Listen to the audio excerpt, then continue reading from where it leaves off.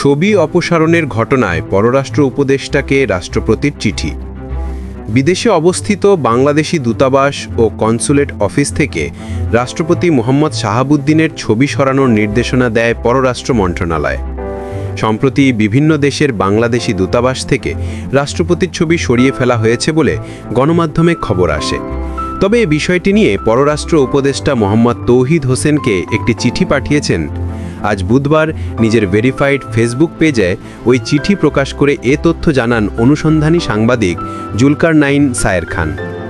গত 28 সেপ্টেম্বর 2025 রাষ্ট্রপতি ওই চিঠিতে স্বাক্ষর করেন। তবে পররাষ্ট্র উপদেষ্টা তৌহিদ হোসেন এখনও চিঠিটি পেয়েছেন কিনা সেটি নিশ্চিত করতে পারেননি সায়ের।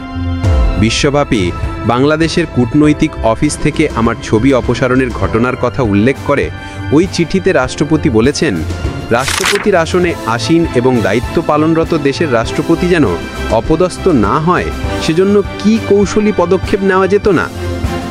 তিনি বলেন, আমি রাষ্ট্রপতি হিসেবে সাংবিধানিক দায়িত্ব নিষ্ঠার সাথে পালন করে যাচ্ছি, সরকারকে সর্বাত্মক সহযোগিতা করছি।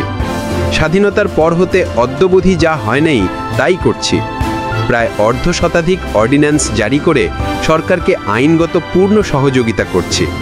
সরকার আইনগতভাবে সবল অবস্থানে আছে। 5ই অগাস্ট থেকে 8ই অগাস্ট 2024 পর্যন্ত দেশের সংকটকালে আমার কার্যক্রম পরিধানযোগ্য।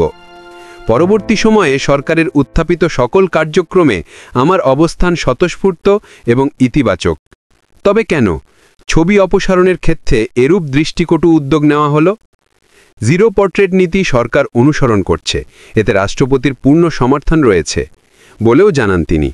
তিনি বলেন, আমি তো আবদার করি নাই যে আমার ছবিকে দায় মুক্তি দেওয়া হোক।